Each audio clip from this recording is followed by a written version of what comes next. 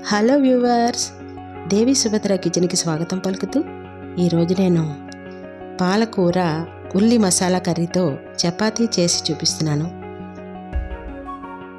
పాలకూర అంటే ఇష్టం లేని వాళ్ళు కూడా చాలా ఇష్టంగా తింటారు ఈ కర్రీని ఇలా చేస్తే. అలాగే చపాతీ కూడాను. దానికి కావలసినవి ఉల్లిపాయలు, వెల్లుల్లిపాయలు, టమాటాలు, చిన్న చిన్న ముక్కలుగా తరుక్కున్న టమాటాలు కొద్దిగా పక్కని ఉంచుకొని మిక్సీ జార్లో ఉల్లిపాయలు, వెల్లుల్లిపాయలు, కొద్దిగా టమాటా ముక్కలు, అలాగే పసుపు, కారం వేసి మెత్తగా ఇలా గ్రైండ్ చేసుకొని ఉంచుకోవాలి.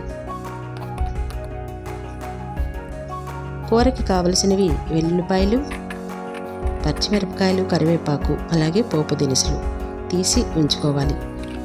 పాలకూరని బాగా కడిగి ఇలా చిన్న చిన్న ముక్కలుగా తరుక్కొని ఉంచుకోవాలి. ఇప్పుడు బాణలిలో నూనె కొద్దిగా వేసుకుని బాగా వేడెక్కిన తర్వాత ఈ పోపు దినుసులు వేసుకుని వేయించుకోవాలి.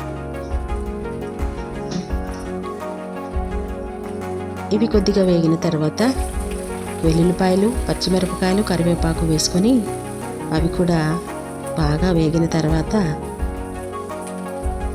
కొద్దిగా టమాటా ముక్కలు ఉంచుకున్నాం కదా, ఆ టమాటా ముక్కలు వేసుకొని కొద్దిసేపు వేయించుకోవాలి.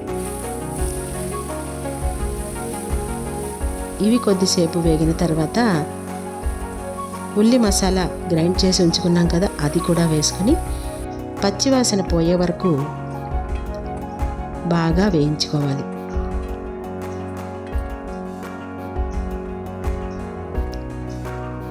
ఇప్పుడు మనం తరిగి ఉంచుకున్న పాలకూరని వేసుకొని సరిపడా సాల్ట్ వేసుకొని కొద్దిగా పసుపు కూడా వేసుకొని బాగా కలిపి మూత పెట్టుకొని కొద్దిసేపు ఉడకనివ్వాలి.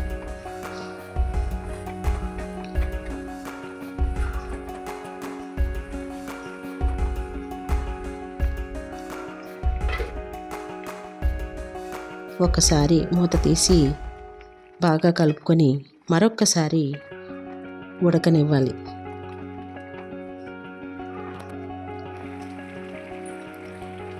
ఇలా ఉడికిన దాన్ని హాట్ ప్యాక్లో తీసి ఉంచుకొని ఇప్పుడు మనం చపాతీ చేసుకుందామా మరి.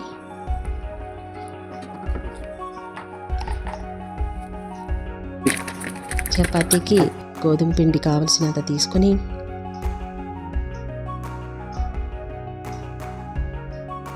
ఇలా మెత్తగా కావలసిన నీరు వేసుకొని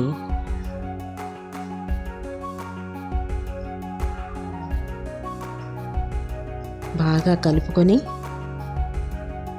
ఇలా కొద్దిసేపు మెదాయించాలి. మెదాయించిన తర్వాత మళ్ళీ బౌల్లో కొద్దిసేపు 10 నిమిషాల పాటు మూత పెట్టి ఉంచుకొని ఇప్పుడు చపాతీలు కావలసిన సైజులో ఇలా ఉండలుగా చేసుకొని చపాతీలు చేసుకోవాలి.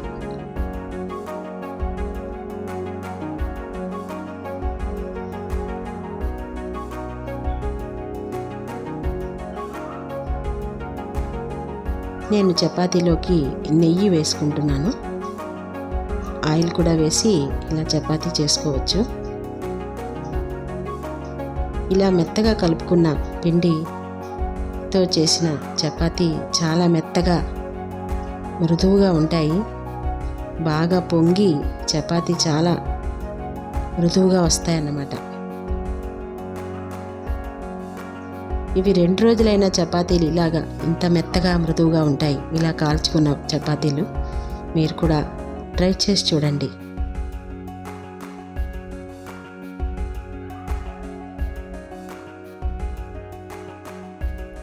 అలాగే చపాతీ చుట్టూ కూడా 2 చెంచాల నెయ్యి వేసుకుంటూ ఇలా ఇటు అటు తిప్పుతూ కాలుస్తే ఇలా పొంగి చపాతీ చాలా మృదువుగా వస్తుంది.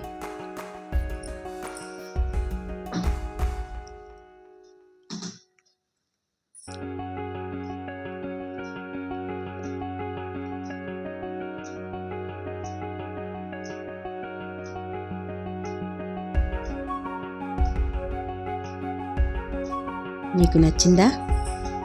ఇలా మీరు కూడా చేసి చూస్తారు కదా. అలాగే నా ఛానల్ లైక్ చేసి సబ్స్క్రైబ్ చేసుకోవడం మాత్రం మర్చిపోకండి. Thank you for watching.